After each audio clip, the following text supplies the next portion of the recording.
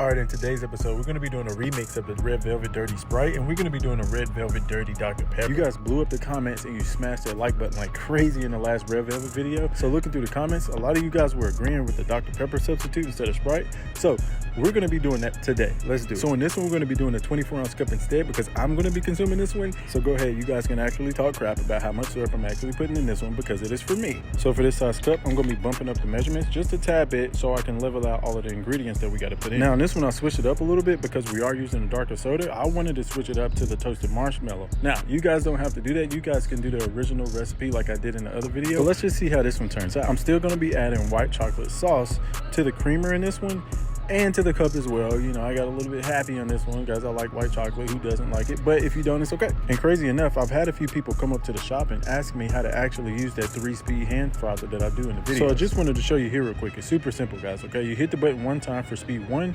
then you turn it off, turn it back on, it ignites to speed 2, then you turn it off, turn it back on, and then it moves on to speed 3. And speed 3 is actually kind of powerful for this little rechargeable hand frother. So I only recommend using speed 3 if you're in the final phase of actually pulling through with creating that cold foam. So let's just move on to the last step in this, and that's adding the white chocolate cold foam. And man, when I tell you, you guys were really, your brain meat was actually really clicking on this one because I was thinking that the Sprite one would be better because the transparency in the Sprite would show more artwork. But look at this, look at that.